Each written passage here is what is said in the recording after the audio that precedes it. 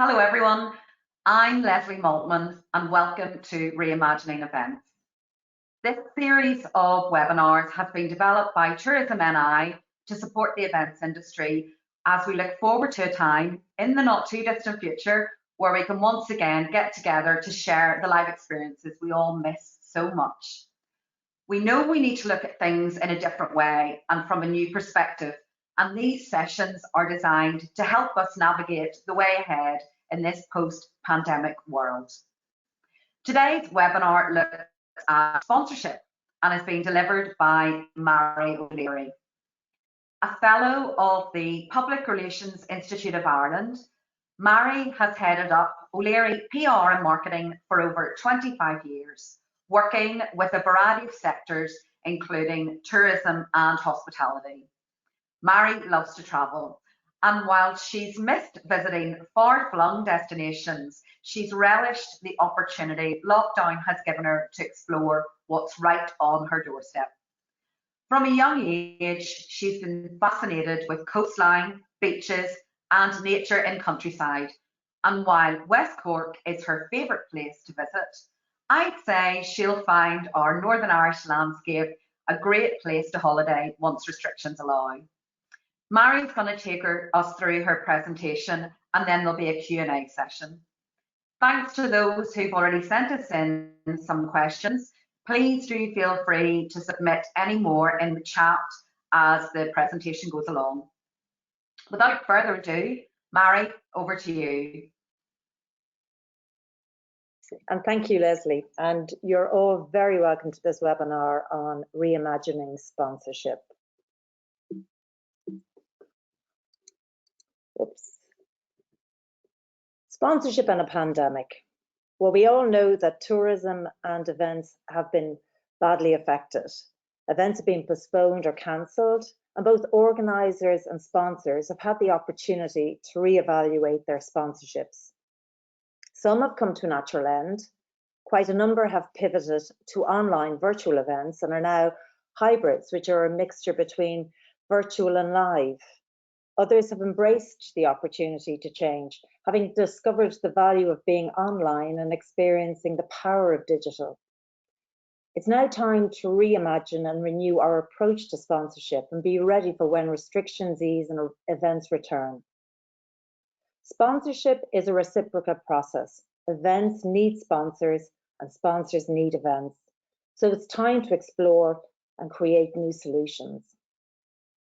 I've just pinpointed a few examples here of events that have successfully pivoted over the past year. We had an Electric Ireland sponsorship of Pieta's Darkness into Light walk, which became the Sunrise Appeal across the world.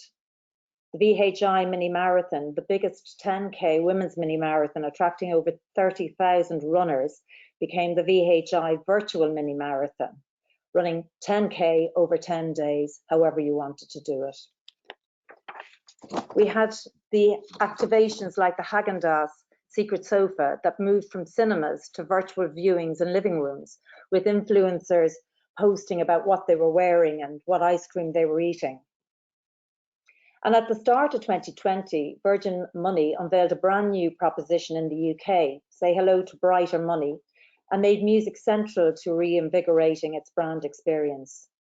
Their sponsorship strategy included new sponsorships with the O2 and the SSE Hydro venues, both sponsored. However, when COVID hit, Money Unity Arena had to pivot and create a virtual setting where they invited fans to watch live entertainment from private viewing places. These are examples of innovative approaches sponsors and events have adopted. The pandemic has impacted on budgets, and this has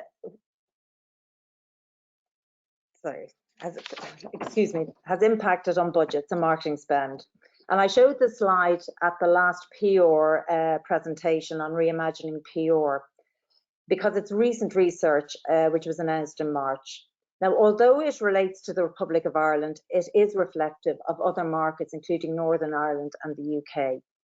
This shows the area of marketing spend over the past 12 months. And you'll see that the spend for sponsorship there in the middle has dropped by 8% from 28% in 2019 to 20% in 2020.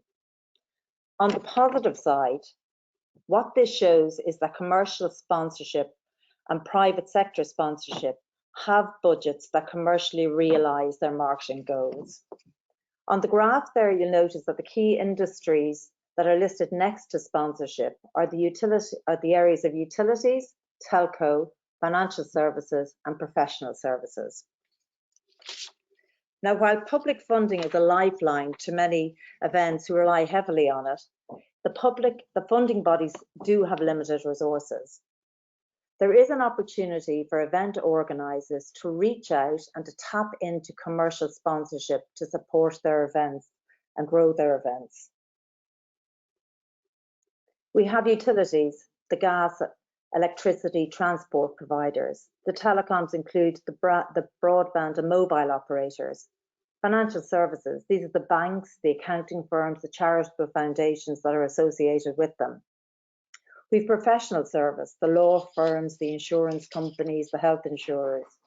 We have retailers, the supermarket, the multiples, the Lidl, the Aldis. They're strong players in community-based initiatives. The fast-moving consumer goods, the drinks, the food, the lifestyle brands, these are all big spenders within the area of marketing and within sponsorship.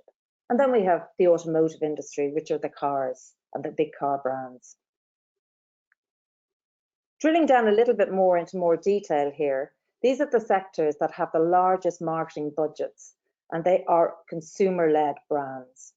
In order of descending order, in order of spend of €5 million plus, I haven't got the pound figures, these are the bigger spenders. So the drinks industries, the telcos, the gaming, the financial services, the utilities, the retailers.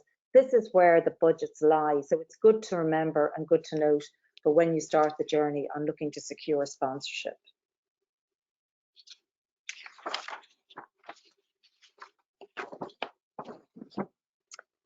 What is sponsorship exactly? Well, the Cambridge English Dictionary said it's money that's given, usually by a company, to support a person, organisation, or activity. This is a very simple definition of what it is, and I would add that it is a collaboration that aligns a brand or organisation as a supporter to a platform, be it an event, a sport, an entity, or an individual. Sponsorship is mutually beneficial. In return, the sponsor benefits from agreed rights, including engagement with the event's target audiences through a combination of branding, sampling, product placement, and experiential activity opportunities. There are different forms of sponsorship to consider. You have financial sponsorship, which is the main form, which technically buys a right to be associated with the event. Depending on the size of the event, this can range from £1,000 or maybe less to hundreds of thousands of pounds per year, depending on the scale. You've in-kind support is when the sponsor offers services and products that would be of direct benefit to the event. For example, hotel rooms for acts, transport, printing, drinks. These contributions have a real value because without them, they're a cost to the event and should be viewed in financial terms. Depending on which level of sponsorship you want to go, you can then package it. So depending on size of the event, there could be different levels and elements that can be sponsored. You can design tiered packages of sponsorships, and the associated costs will reflect the investment. For example, you can have a title or main sponsor that will be presented across all communications as the X event, or the event in association with X, or the event in partnership with X.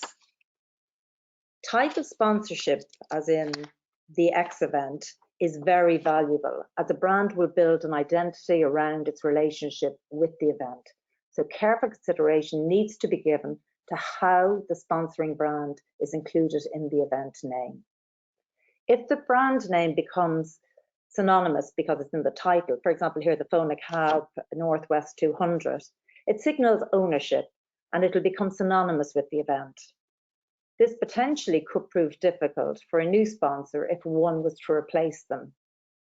If the sponsorship is positioned as in association with or in partnership with, there's less emphasis on the ownership.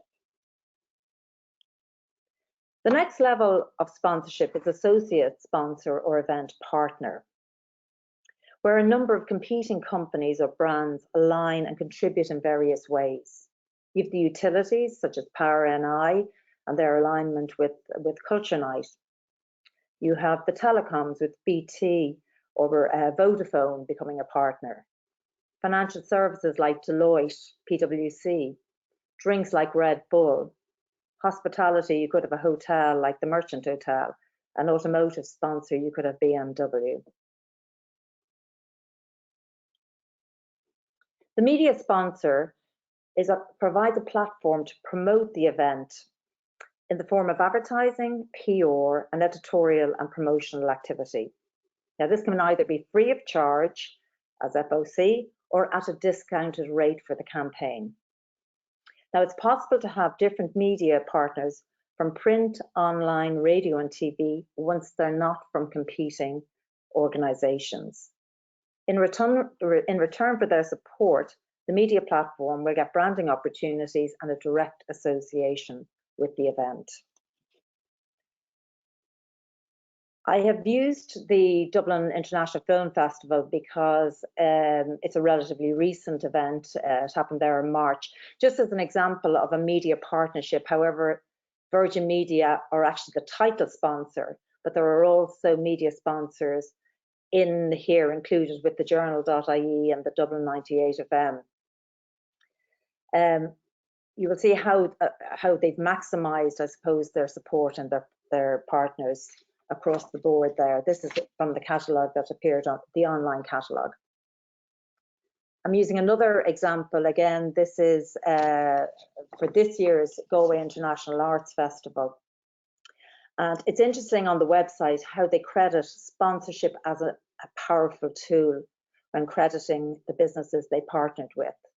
There's also a quote on the website on this page that's from Heineken, and again, they are complementing the audience that they are relating to as part of this sponsorship. So we have 3 levels of sponsorship: your main or your title, your associate or your partner, and your media sponsor. And each presents opportunities to help offset costs to support marketing and promotion of the event.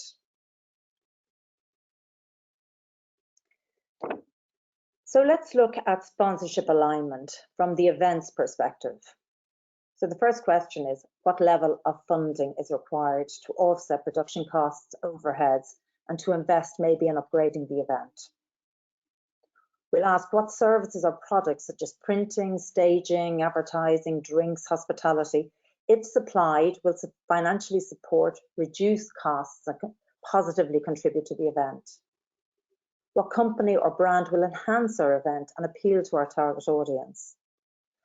Target audience is key, and it's important that you share a target market, which is a demographic group such as the 18 to 34-year-old male or female who enjoy going to concerts or festivals, or you could be the 25 to 64-year-old male or female who enjoy the arts, theatre and exhibitions. It's important you share an audience. As an event organizer, you'll ask, what can we offer a sponsor and what opportunities can we deliver in return for their support?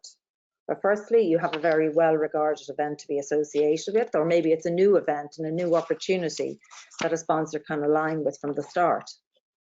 You can offer branding across communications and on-site at the event. There's commercial rights such as pouring for drinks or vending for food. You've sampling opportunities. You can do experiential or promotional activity in advance of and at the event. And of course, there's corporate hospitality opportunities, including tickets. Looking at it from the other side and the sponsor's perspective, they will have similar questions. However, they will be from their perspective, and you should keep this in mind. They'll ask, what is the connection or relationship between our brand and this event? Why would we get involved? Is there a synergy between the event and our corporate strategy, company values, and marketing position? Organizations can have clearly defined criteria for platforms to align to. They could be community-based, family, sustainability, the arts, sport. Is the event the right fit? If the answer is no, then there will be no further consideration by the brand. If there is a synergy, the next questions will be, what rights are the event offering the sponsor for the association? What is the cost of sponsorship to be aligned to the event? And do we have the available budget? Do we have the available amount in our marketing budget? How long is the sponsorship for? Is it 1 year with an option to continue? Sponsorships take time to establish, so companies will take a long-term view, maybe 3 to 5 years, in line with their marketing strategies. I've just put an example here of a UK-based estate agent, Purple Bricks, who sponsored Team GB for the Olympics back in 2019. This was part of a campaign running into last year's Olympics. Now it's continuing into this year. The British public rated Team GB as the second most trusted body besides the NHS and the Army. And this is really where Purple Bricks' marketing position wanted to be, as a credible and trusted estate agent. And they followed this theme by sponsoring the team. Here are some more examples of aligning with values and marketing position. This page on the BT website clearly states their sponsorship strategy, bringing our brand to life and connecting for good. And below in the messaging, which you can't really see here, the language is all around the service, powering, improving the lives of people through the power of technology and football, powering to help them play at their best. Also, Generali community sponsoring with the human safety net, activate our voice, grow our net for greater reach, and amplify social contact. These all reflect the company's positioning. Also internally, the sponsor will look at how we as a business and brand can leverage the association. What branding opportunities exist to promote the association across both internal and external communication platforms? Can we use the event for corporate hospitality purposes for our team, our clients, our customers? Are there exclusive rights that we can leverage to build a commercial presence and recoup costs? Drinks and food companies recoup part of their investment through sales while also having a sampling opportunity. And then you have hotels who could provide accommodation and food for acts or crews or teams. I've signaled this electric picnic again. It's an annual event that is just massive. But this festival is an important part of all these brands' marketing activities. The association with the event is key across the promotion of the festival, as well as these brands being physically present and interacting with festival goers through their own activations. So they invest heavily in putting up specific stages and areas within the festival that they basically own. Staying with the sponsors, they will look at how to amplify the association to a wider audience through marketing, including advertising, PR, and promotional activity. They look at what experiential activities can we do in advance of the event to connect with the event's target audience. The big question is how much additional budget will need to be invested on top of the sponsorship cost to amplify our association. Will we have to supply branding, production, marketing, staffing, equipment? These are all additional costs that will come from a different budget to the sponsorship budget. And what is the potential return on investment? Very importantly, they will ask, is this a once-off opportunity, or is there the potential to build on this sponsorship for a period of time to establish it as a strong entity and property that's associated to the brand? I came across this case study when I was looking at the European Sponsorship Awards, and it was the Electric Ireland Game Changer sponsorship of women's football in Northern Ireland. And within the case study, Electric Ireland explains that they are a challenger brand in Northern Ireland where one brand dominates the market. And to quote, they said sponsorship has been critical in driving brand differentiation, building an emotional connection and brand affinity, and integrating this challenger brand into the fabric of the local community. This is a long-term commitment that Electric Ireland have made to women's football. So, who is a potential sponsor for your event? Start researching. Just to recap, identify sponsors in the sectors that align and complement the event. Look for alignment with the brand's marketing position and corporate values. Avoid competing sponsors. The list of different sectors I referred to at the start is a good starting point. So you have utilities, telecoms, financial services, and professional services. First, look at the local business sponsorship. This is very effective as it engages directly with the local community, and it could literally be on your doorstep. Then look outside the box and check into new companies entering the marketplace or existing businesses who are expanding. Think global and bring local. Look at other competing and non-competing events in different sectors and territories in the UK and in the Republic of Ireland, and note who their sponsors are. Brands take a global and regional approaches for continuity across the markets. Cold calling to PR, advertising and marketing agencies, checking if they represent a company that would suit this style of sponsorship. So there's plenty of opportunities. It's just a case of starting to research to try find the one that suits. Sponsorship budgets. Now, these are positioned on a scale with advertising, and as I mentioned, can range from anything from £1,000 to hundreds of thousands of pounds. The sponsor will almost allocate additional budget to activate and promote the sponsorship from their perspective. Really try to work out the sponsorship cost that you need to cover your event and put a value on what you can offer the sponsor. A mistake many events make is spending money that they don't necessarily have on elements that the sponsor may request. For example, producing branding or adding a marketing service. This is why you really need to do your homework and work out how much sponsorship you're going to ask for. The sponsorship figure will normally only be negotiated downwards. So if you ask for £5,000, you may agree on £3,000. So keep this in mind.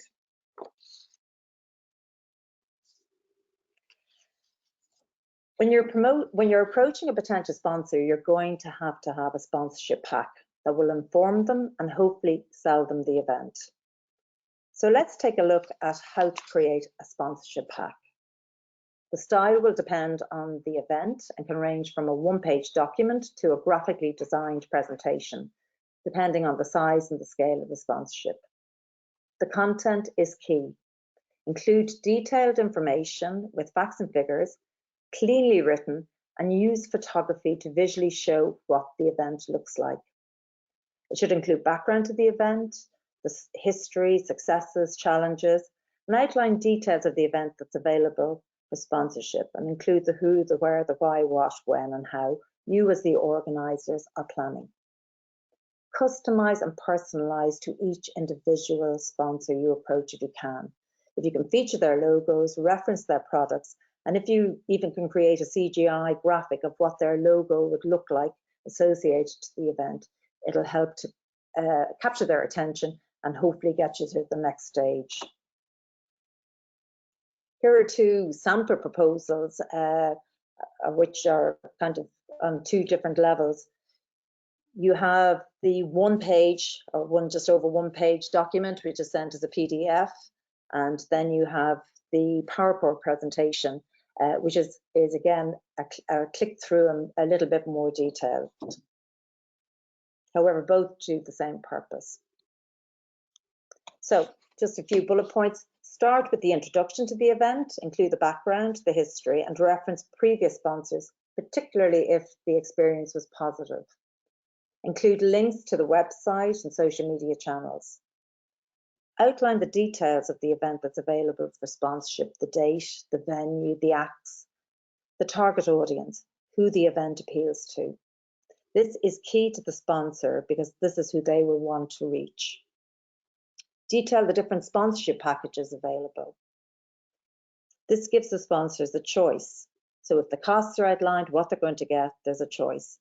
Maybe they don't have the budget this year for the main sponsorship, but they may come in at a lower level and then possibly move up going forward for next year if their association proves to be successful.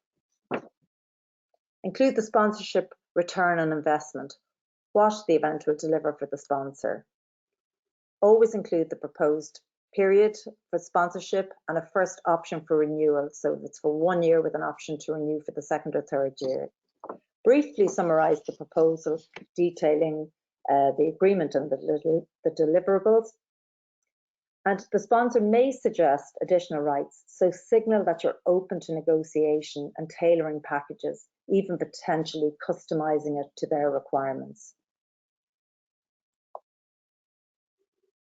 Now, looking at sponsorship rights, so what can the event offer a sponsor as a return for their investment?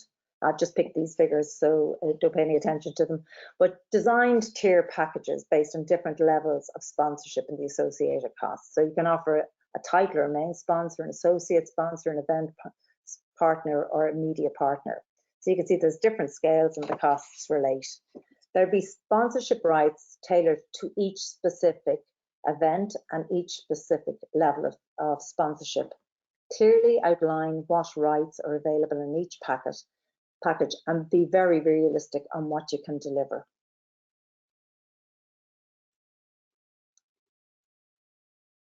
These are samples of sponsorship rights that can be offered and tailored to each of your different events. So you have the level of sponsorship, the brand name and the credit. So you've title sponsorship or associate sponsorship or media sponsorship. I'm sorry, just going to go back one step there, sorry. Yeah.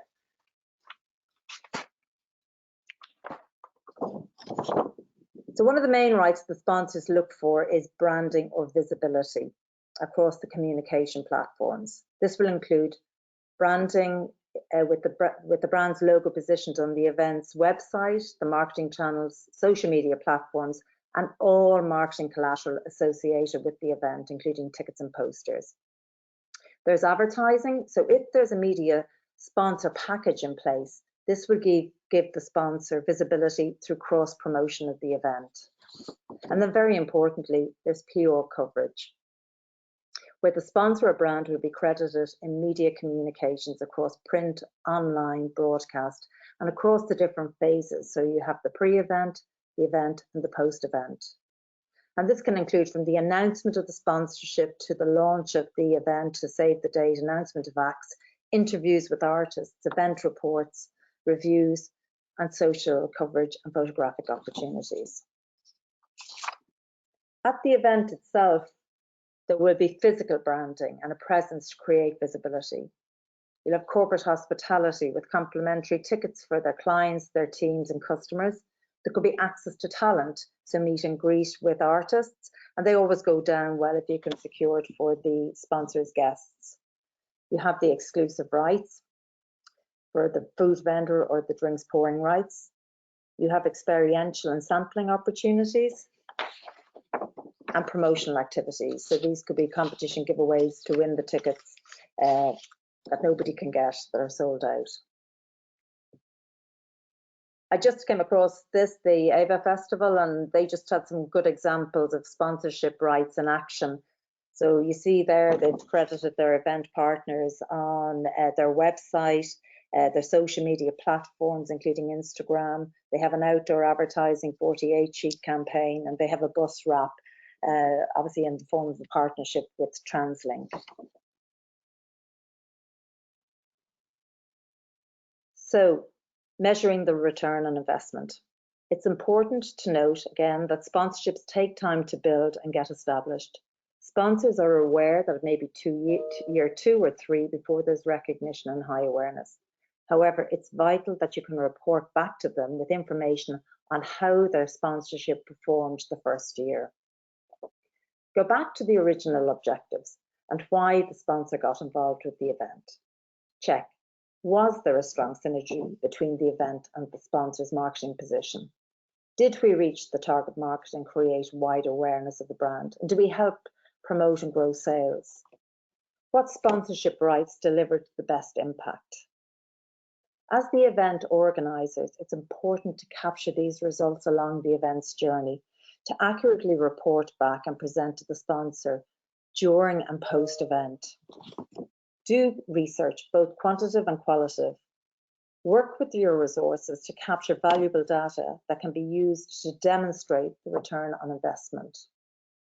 You can use the rate card value of your media sponsor advertising package. You can value your PR coverage, monitor and gather it as it appears from the start of the campaign, and engage a social media monitoring company if you can afford to monitor both social media coverage and the PR coverage.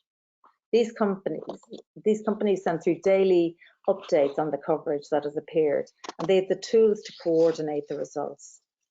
There's a high probability that the sponsor has a media monitoring company already engaged, and you can ask the sponsor to add the event to their keywords. This way, they'll be seeing everything anyway as it appears. From the start of the campaign, start creating an evaluation report detailing the coverage that has been generated in terms of the readership and the media impressions for online mentions.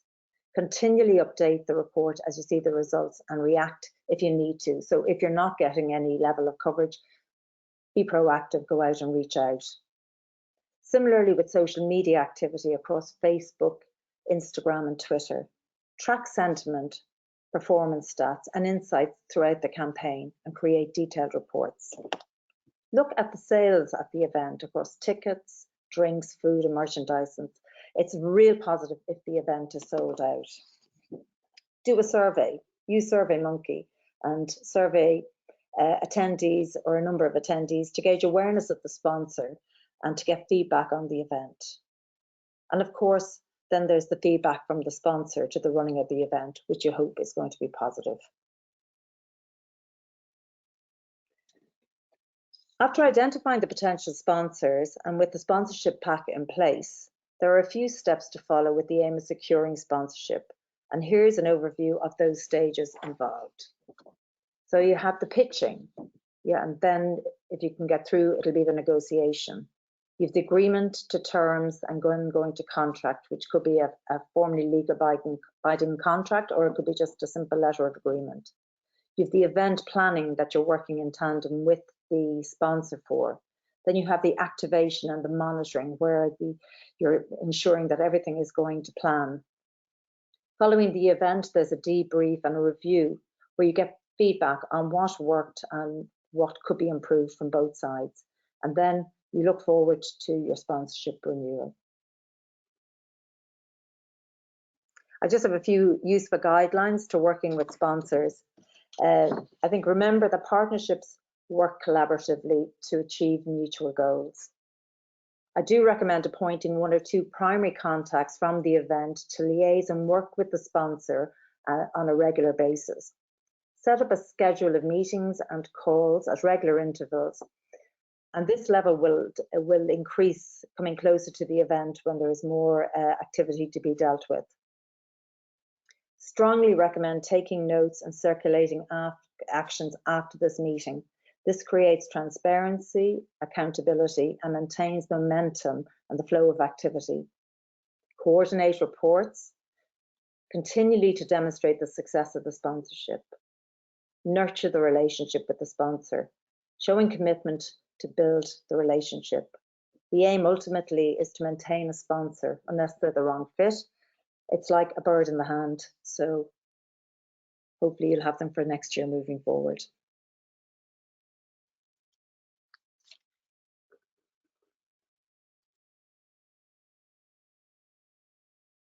Thanks, Mary. Thanks.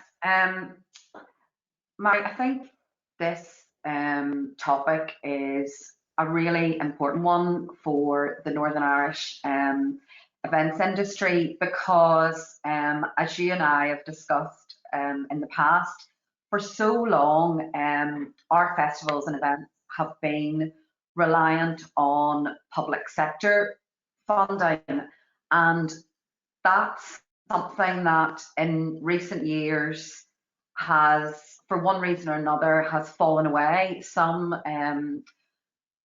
events and festivals have had the amount of sponsorship they get from local authority, from national government bodies reduced.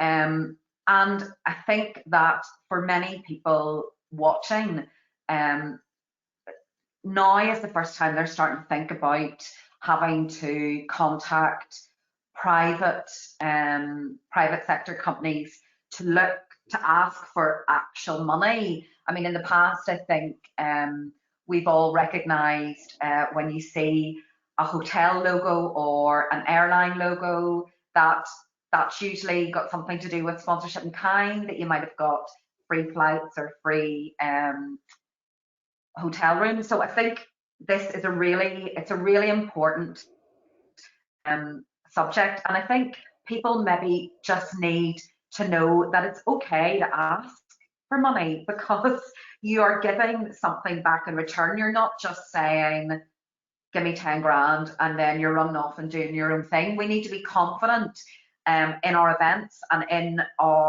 the event's ability to deliver something for the sponsor. Would you agree with that?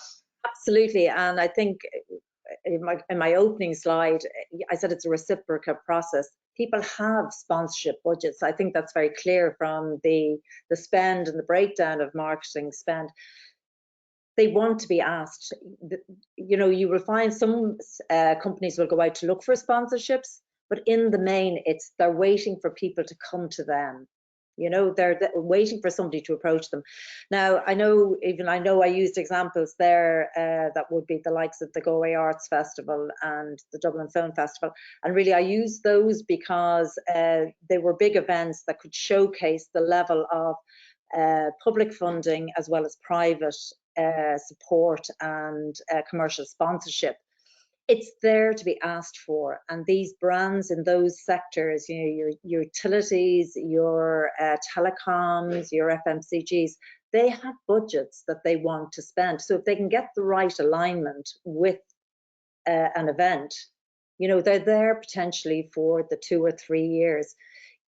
Take the long-term view, but it's the first approach. It's to identify who you'd like to partner with, and then take a long-term view.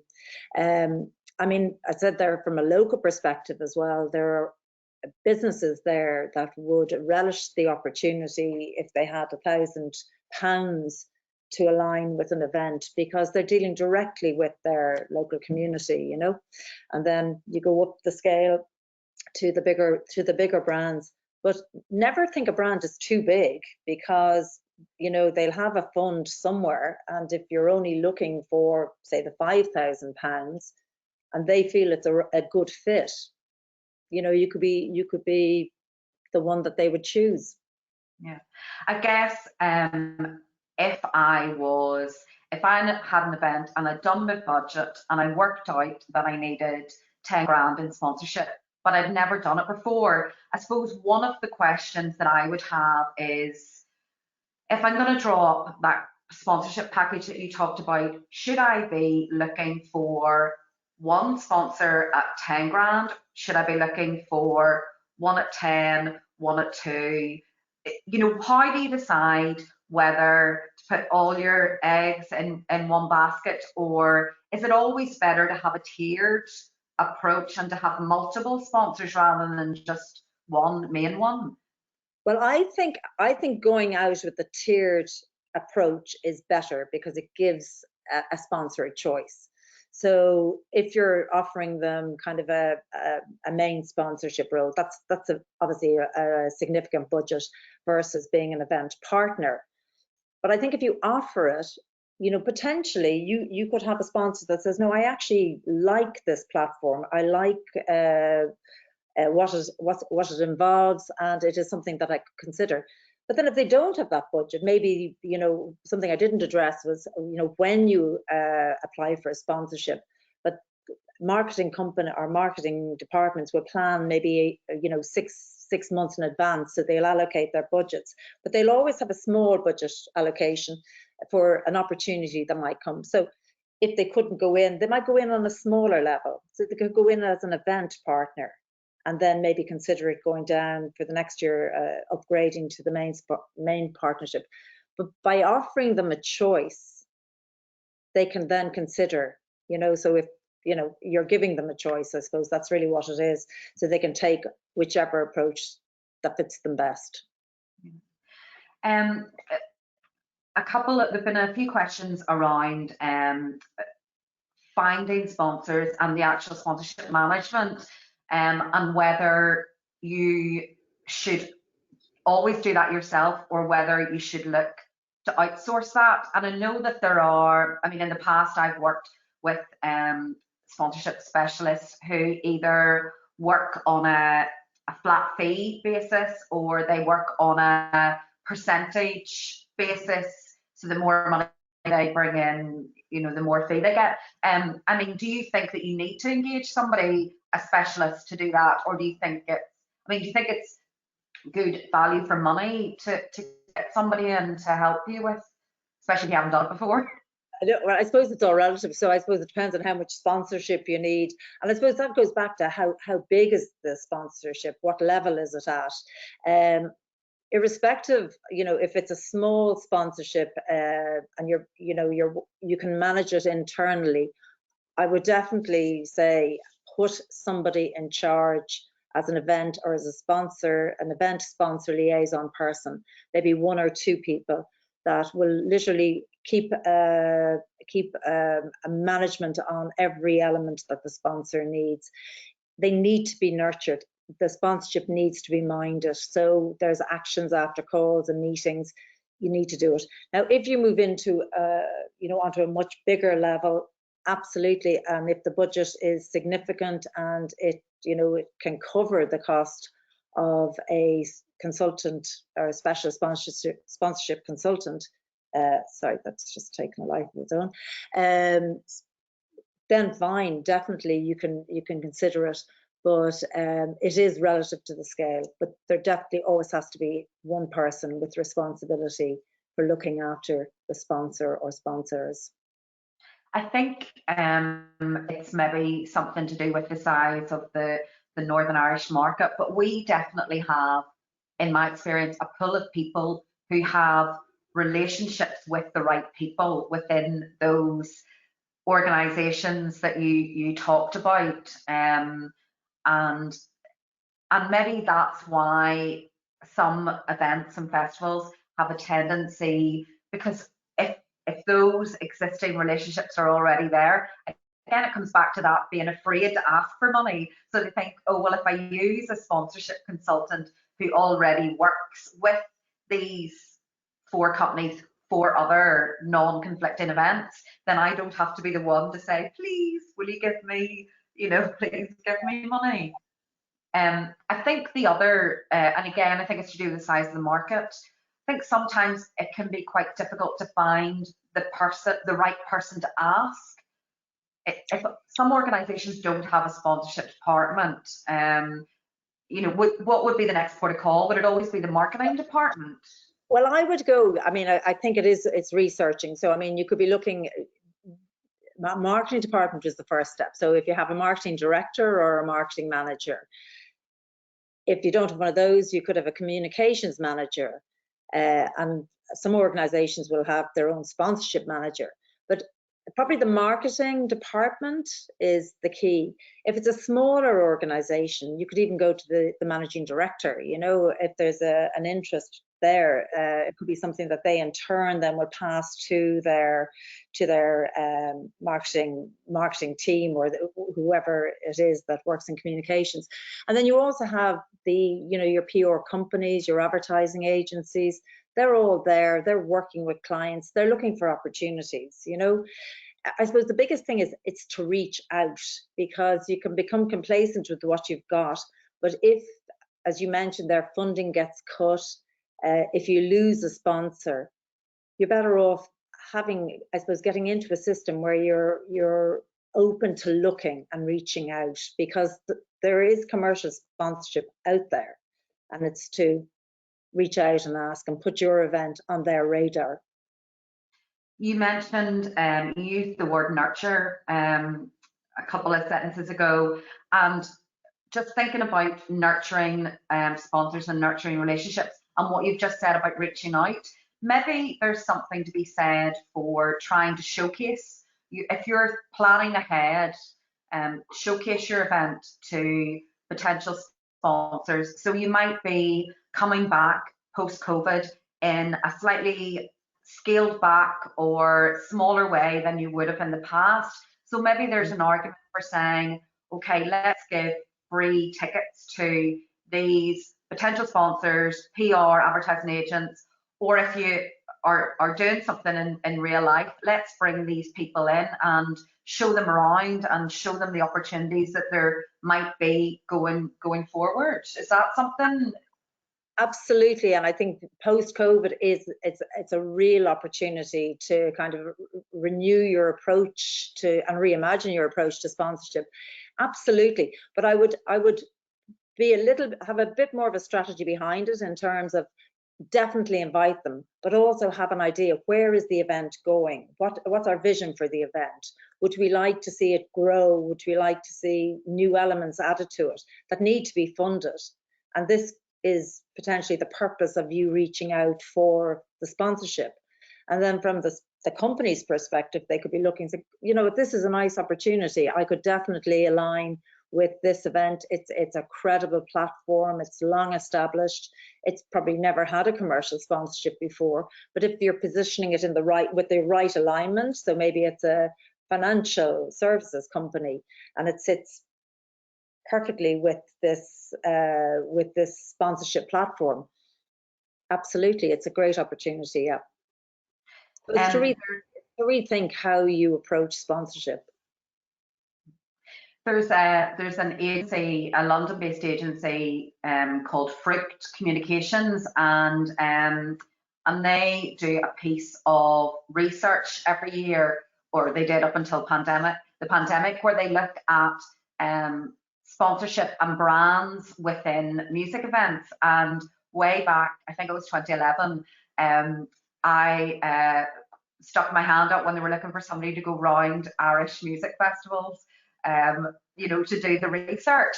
And an electric picnic that you mentioned earlier is a really interesting one, because I love the way that the larger, more established music festivals look at how the brands activate within the setting. So, for example, Kleenex had taken over toilets, and you know, the toilets were all branded. You were given, you know, branded toilet tissue, or some of the drinks companies like Bacardi, who, as you mentioned earlier, they're putting up their own stages. You have the likes of Boots, or some of the beauty brands have like salons where you can get your hair done. And I think we're kind of catching up with that, and that whole brand physical presence, where they are interacting, they have their own people or their ambassadors there interacting with your audience, is something that it's important to consider.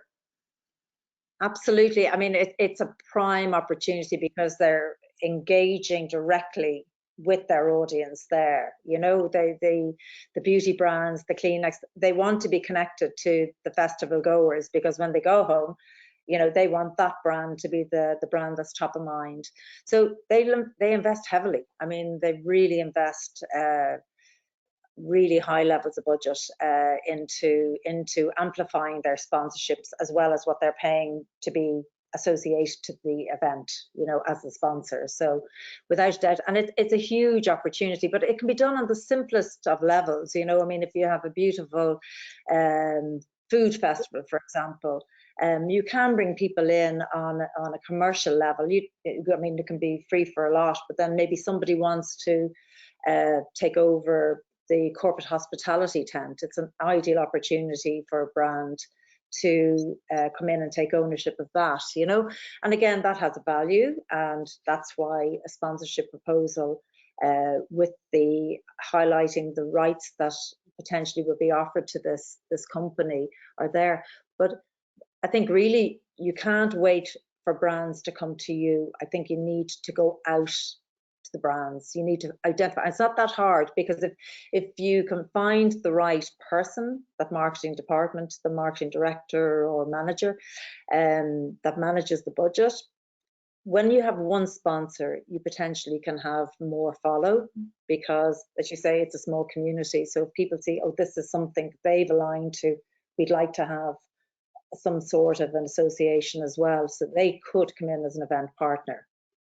Yeah, that's perfect. And I think, again, it's about thinking about sponsorship generation in a different way, reimagining it, as the webinar title suggests. Yeah, that's brilliant. Thanks so much. Thanks, Mary. Really appreciate your time, and really appreciate you keeping the time as well. So before we finish up, we're going to do a couple of live polls. If people would just bear with us, a couple of questions. First one, how would you rate today's session in terms of content and relevance to your business? So if you rate that on a scale of 1 to 5, 1 being not relevant at all, 5 extremely relevant. Thank you, that's great. And then the second question, do you plan to take any action within your business as a result of what you've heard today? So that's just a simple yes or no for that one. Brilliant. Thanks very much, everybody. So those of you who've been with us before will know that all the Reimagining Events webinars are being made available online afterwards, so you can go back and watch them again or share them with your colleagues. You'll get an email because you've registered for this, which will give you a link to tell you where to go for that. And you'll also get a checklist that Mary has produced, really useful, actually, summary of what she's talked about today. Again, you can refer back to it, or you can share it with your colleagues. And as we've mentioned on previous webinars, there will also be a limited number of opportunities to ask Mary even more questions and have one-to-one sessions with her. And then lastly, on that email that you'll get as a follow-up, there's an evaluation form, and it really helps T&I and us when we're putting together these types of webinars, if you could fill that in and tell us what you think. So thanks again for joining us today. Hope you've taken away at least one useful thing, and we'll look forward to the day when we can get together and do this kind of thing face to face. Thanks everybody, have a good day. Thank you. Thank you.